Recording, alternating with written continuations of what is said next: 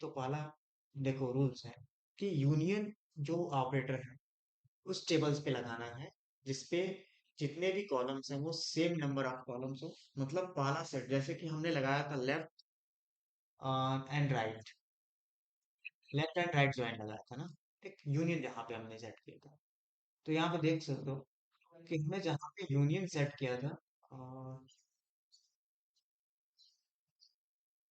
Inners,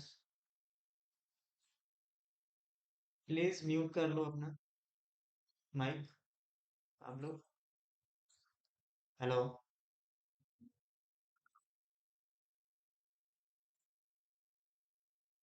then तो जहाँ पे हमने क्रॉस लाइन में हमने डिफाइन किया था, एक तरह से, सॉरी,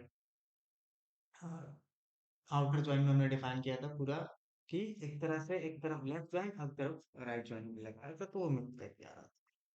देन अब यहाँ पे देखो, होता क्या है, यूनियन यूनियन ऑपरेटर क्या करता है कि दो डेटा सेट है, ठीक, जस्ट लाइक दिस, कि हम एक एग्जांपल आपको दे दें।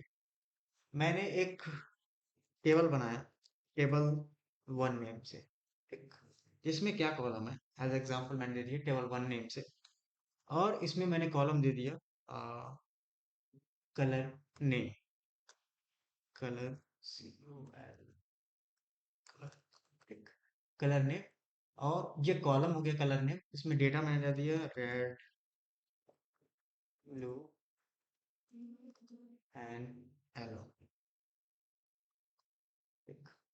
फिर एक दूसरा टेबल, टेबल टू, ठीक है, और इसमें मैंने भी एक ही कॉलम लिखा हुआ है कलर नेम, ठीक है। अब इसमें मैंने कलर दे दिया ब्लैक, ब्लू, वाइट, ठीक, मैंने तीन कलर इसमें दे रखे, ठीक। अब मैंने एक कमांड चलाया, क्या, select colour name, colour name. अब देखो इसमें एक कलर मैंने रिपीट किया, देखिए यहाँ पे ब्लू भी है, यहाँ पर भी ब्लू है, कॉमन है ना, ठीक है, और एक ही कॉमन है। तो यहाँ पे हम सेलेक्ट करते हैं कलर नेम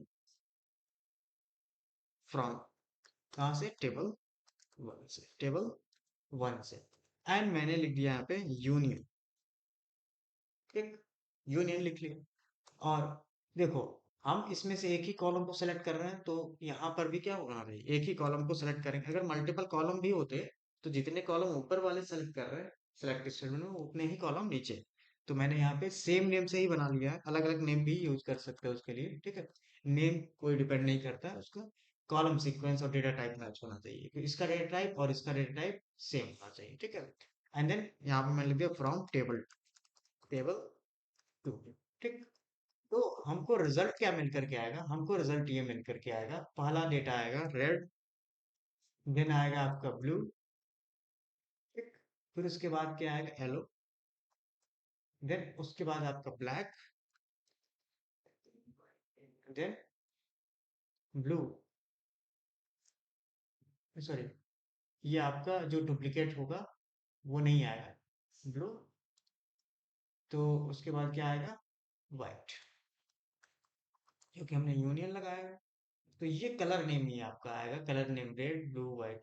तो कितने डेटा आएंगे इसमें आपके, थ्री, और यहाँ पे थ्री, सिक्स है, और इसमें क्या आ रहा है, फाइव डेटा, यूनिक डेटा आ रहा है, मतलब रो कंबाइन हुआ इसमें, क्या हुआ, रो को कंबाइन कर रहा है, ठीक है। अब वही दो कॉलम्स होते तो दोनों कॉलम्स को वो चेक करता है कि दोनों कॉलम का डेटा रिपीट ना हो, ठीक है। जैसे अगर मैं नेम और एज लूं, और दोनों टेबल में नेम और एज कॉलम को ही फेच करके मैं यूनियन कर रहा हूँ, तो नेम और एज रिपीट नहीं होने चाहिए, बस उसको कंबाइन कर देगा, ठीक है। तो यही काम यूनियन करता है। तो हम एक एग्जांपल और लेके चलते हैं, जो हमारा डेटाबेस है, नॉर्थ फील्ड वाला डेटाबेस है, CTP पे हम लेके चलते हैं, ठीक है। तो देखो इसका रूल क्या है, एवरी सेलेक्ट स्टेटमेंट, मतलब जो आपका ऊपर वाला जो सेलेक्ट स्टेटमेंट है और नीचे वाला जो सेलेक्ट स्टेटमेंट है जो यूनियन ऑपरेटर के बीच में है, ठीक है। देखो यहाँ पे दो, ये सेलेक्ट स्टेटमेंट, दो सेलेक्ट स्टेटमेंट यहाँ पे यूज किए गए हैं, ठीक? और बीच में क्या लिखा है, यूनियन ऑपरेटर। तो यूनियन एक ऑपरेटर ऑपरेटर की तरह से काम करता है, दोनों को कंबाइन करता है, ठीक है। तो यूनियन लिखा हमने। और उसके बाद मैंने यहाँ पे आइडेंटिफाई किया गया कि जितने भी सेलेक्ट स्टेटमेंट होते हैं उसके सेम नंबर ऑफ कॉलम्स होने चाहिए, पहले वाले का भी और दूसरे का भी। कॉलम नंबरिंग मैच होनी चाहिए, काउंट कितने कॉलम्स आप सेलेक्ट कर रहे हो, ठीक है। दूसरा रूल ये है कि डेटा टाइप मैच होना चाहिए, सिमिलर डेटा टाइप होना चाहिए, पहले वाले का भी अगर varchar है तो दूसरे का भी varchar ही होना चाहिए, अगर इंटीजर है तो इंटीजर ही होना चाहिए, क्योंकि वो कंपेटेबल होगा तभी तो उसको मर्ज करेगा, कंबाइन करेगा, ठीक है। तो दूसरा रूल है कि similar data type, same sequence, same number of columns and same data type होना चाहिए, ठीक है। तीसरा रूल है कि the column in every select statement must also be the same order. अगर पहले नेम आपने रखा हुआ है, एज नेम और एज सेलेक्ट कर रहे हो, तो पहले वाले सेलेक्ट स्टेटमेंट में नेम पहले रखा हुआ है तो दूसरे वाले में भी पहले नेम होना चाहिए, ठीक। क्योंकि एज वाला डेटा टाइप इंटीजर है तो डेटा टाइप मैच नहीं करेगा ना, तो इसलिए क्या होगा, सेम ऑर्डर में भी वो रहने चाहिए, ठीक है। तो देखो सिंटैक्स क्या होता है, पहले सेलेक्ट स्टेटमेंट, फिर ऑपरेटर एंड देन दूसरा स्टेटमेंट, मल्टीपल हम स्टेटमेंट्स को यूनियन कर सकते हैं, फिर एक और यूनियन लगाया, फिर तीसरा स्टेटमेंट, इस तरीके से मल्टीपल आप यूनियन कर सकते हो, ठीक है। तो आते हैं यहाँ पे एग्जांपल्स पे। तो एग्जांपल्स में सबसे पहले यूनियन एग्जांपल पे देख लेते हैं। तो हम सिटी को फ्रॉम कस्टमर से लेते हैं और सप्लायर से सिटी को लेते हैं। तो यहाँ पे आप चेक कर लें, तो यहाँ पे सबसे पहले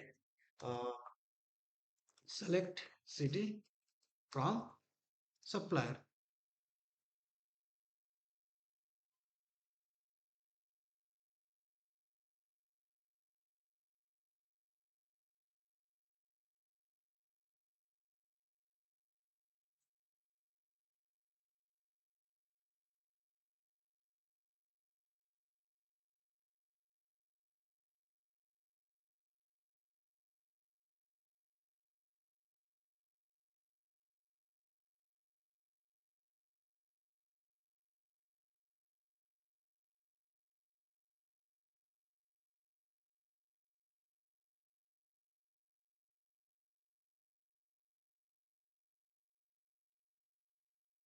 सेलेक्ट सिटी फ्रॉम सप्लायर्स, ठीक।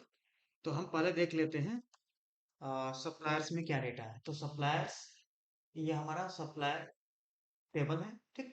तो सप्लायर में देखो सप्लायर सिटी, तो सिटी को हम केवल फेच करके देख लेंगे उसमें कौन कौन सी सिटी है। तो देखो इसमें टोटल कितनी सिटीज हैं, यहाँ पे नीचे आपको नंबर ऑफ सिटीज रो कितने फेच हुए वो आपको पता चल जाएगा। कितने रिकॉर्ड्स है सिटी से, 29 रो आ रहा है, ठीक है। अब आते हैं कस्टमर के सिटीज को भी देख लें। तो यहाँ पे लिख देता हूँ customers, tag city from customers. तो कितने आ रहे हैं देखो, इसमें कस्टमर के जो सिटीज हैं वो 91 हुआ है, ठीक। अब इसको कंबाइन करें और बीच में मैंने लिख दिया क्या, यूनियन, ठीक। तो यूनियन ऑपरेटर, यहाँ पे सेमी कॉलन, पहले वाले सेमी कॉलन में हटा दो क्योंकि वो एक सिंगल स्टेटमेंट में करना है, तो सबसे लास्ट में सेमी कॉलन वाला केवल रखेंगे, छोड़ेंगे, ठीक है। तो ये बीच वाला सेमी कॉलन मैंने हटा दिया। अब यहाँ से यहाँ तक हम सेलेक्ट करेंगे, देन एग्जीक्यूट। अब देखो कंबाइन हो गया 94 रोज, ठीक। क्यों, कि जो डुप्लीकेट था वो हट गया और जो आपका यूनिक था वही केवल रिकॉर्ड यहाँ पे आ रहा है, ठीक। तो मर्ज हो गया कि इतने टोटल सिटीज हैं, सप्लायर और कस्टमर्स को मिला करके वो सारी सिटीज हमको लिस्ट में मिल गई, ठीक है। तो इस तरीके से हम दो टेबल्स के एक कॉलम को हमने क्या कर लिया, मर्ज कर लिया एक सिंगल रिजल्ट सेट में, ठीक है। और वो भी यूनिक डेटा, क्लियर। और वैसे ही आपका क्या होता है यूनियन ऑर्डर। अब देखो यहाँ पे हम वेयर कमांड भी चला सकते हैं, जैसे कि हमने लिखा सिटी फ्रॉम कस्टमर्स, हम ऑर्डर बाय भी कर सकते हैं, ऐसे मतलब कि इसको अगर मुझे क्या करना हो, असेंडिंग या डिसेंडिंग ऑर्डर में, देखो अभी क्या है, ये असेंडिंग ऑर्डर में है नहीं है रिकॉर्ड,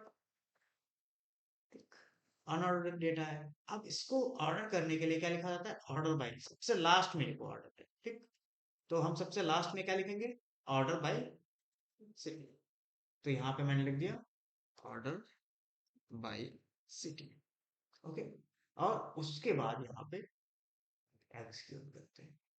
तो देखो यहाँ पे जितनी भी सिटीज हैं टोटल 94 सिटीज ऑर्डर, ठीक। By by default ascending order, अगर मुझे डिसेंडिंग करना है तो यहाँ पे क्या लिखूंगा, बी ई एस सी, ठीक, डिसेंडिंग।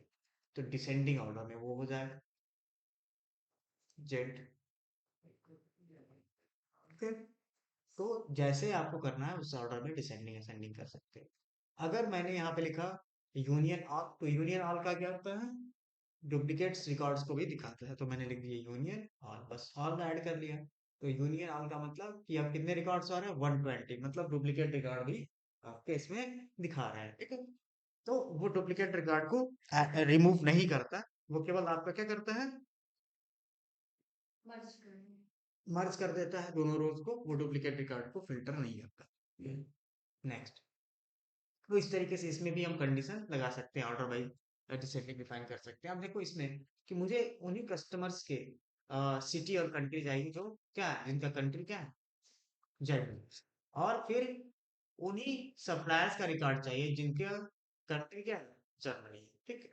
तो हम सेम एज यहाँ पर हम इसमें थोड़ी सी चेंजिंग करते हैं। इसमें मैंने डिसेंडिंग किया हुआ है, ये डिसेंडिंग हटा देता हूँ, बाय डिफॉल्ट सेंडिंग आ देते हैं। अब हमको क्या करना है, सिटी और कंट्री चाहिए ना, सिटी एंड कंट्री। तो यहाँ पे मैंने सिटी एंड कंट्री, तो यहाँ पर भी वही लिस्ट में चाहिए, सेम नंबर ऑफ कॉलम, ठीक। City and country, city city के सामने और कंट्री कंट्री के सामने आ जाएगा, ठीक है। देन उसके बाद यहाँ पे कंडीशन, तो इसका कंडीशन अलग लगाएंगे। तो इसका कंडीशन मैंने लिख दिया वेयर कंट्री इक्वल, क्या लिखना है, जर्मनी, ठीक। तो यहाँ पे मैं सर्च कर लूंगा वेयर कंट्री जर्मनी, ठीक। और यही चीज मैं सर्च कर लूंगा किसमें, यहाँ पे वेयर कंट्री इक्वल जर्मनी, ठीक। तो वेयर यहाँ पे लिख दो, वेयर छूट रहा है, तो वेयर मैंने लिखे कंट्री। तो दोनों का यहाँ से भी वो फिल्टर करके देगा और यहाँ से भी फिल्टर करके तब वो कंबाइन होगा, ठीक। तो यहाँ पे हम कंबाइन कर सकते हैं। तो यहाँ पे मैंने ऑल हटा दिया, यूनिक रिकॉर्ड्स चाहिए मुझे, तो यहाँ पे मैंने ये चीज हटा दी। तो अब देखो कितने रिकॉर्ड्स आ रहे हैं, 13 रिकॉर्ड्स, ठीक। अगर मुझे मुझे सारे रिकॉर्ड्स चाहिए तो मैंने लिख दिया ऑल, सारे रिकॉर्ड्स आ रहे हैं, 14 रिकॉर्ड्स आ रहे हैं। मतलब कितने सिटी एंड कंट्रीज हैं टोटल, जर्मनी में 14 सिटीज हैं, ठीक। क्लियर, ये आपको पूरा दिखा, टोटल रिकॉर्ड्स उतने ही सिटीज के यहाँ पर आपको दिखेंगे। तो दोनों हम सेलेक्ट स्टेटमेंट में हम अलग अलग यहाँ पे डिफाइन कर सकते हैं, मतलब अलग अलग वेयर क्लास हम लगा सकते हैं, कंडीशन लगा सकते हैं, और वो फिल्टर करके तब यूनियन करना, ठीक। फिल्टर करके तब कंबाइन करना है, ठीक है। तो हम वेयर कंडीशन भी यहाँ पे लगा सकते हैं। अब देखो यहाँ पे कि कभी कभी क्या होता है, अब मुझे पता नहीं कि कौन सा रिकॉर्ड्स, जैसे कि मान लो यहाँ पे मैं रिकॉर्ड डिफाइन कर रहा हूँ, या किसी भी रिकॉर्ड्स को अगर कस्टमर से ला रहा हूँ सप्लायर टेबल से, तो कौन सा रिकॉर्ड कस्टमर का है, कौन सा सप्लायर का है, मुझे नहीं पता, कैसे पता होगा। तो उसके लिए एक तरीका होता है, जैसे मैंने लिख दिया यहाँ पर सेलेक्ट। अब देखो क्या क्या मुझे फेच करना है, contact name city and country, ठीक है। तो मैंने लिख दिया यहाँ पे कॉन्टेक्ट नेम, अब फ्रॉम कहाँ पे, कस्टमर से, कस्टमर्स। और मैंने लिख दिया यहाँ पे contact name city and country, city and country, ठीक। उसके पहले मैंने लिख दिया यहाँ पे कस्टमर। तो यहाँ पे इसमें ये वैल्यू हो गई कस्टमर, ठीक।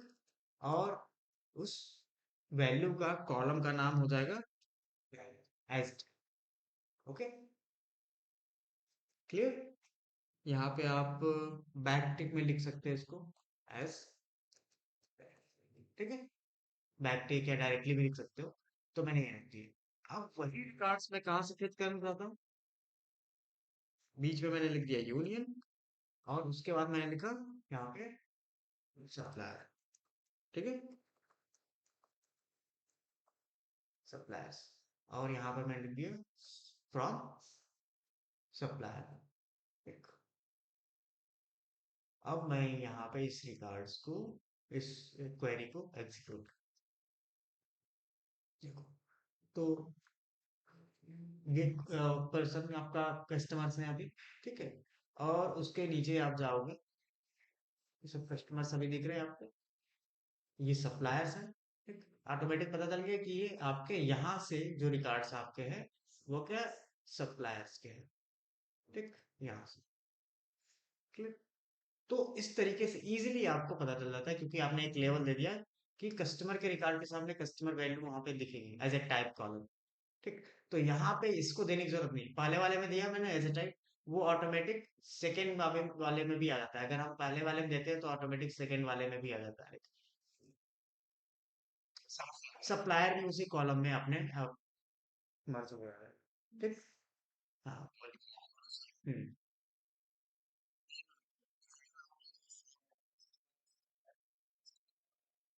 Customer is a value. देखिए आपको यहाँ पे क्लियरली दिख रहा होगा, मैं तभी से बोल रहा हूँ यहाँ पे कस्टमर क्या आ रहा है, ये आपका कॉलम नेम तो नहीं है ना, वैल्यू है नहीं, डेटा वैल्यू है। ठीक। और एज लिखा जाता है यहाँ पे एलियास टेबल कॉलम के लिए। ठीक, तो ये समझ लो एक कॉलम हम बना रहे हैं। ठीक?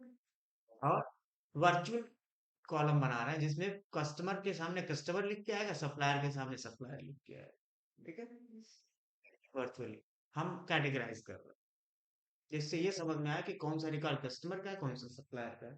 ठीक है।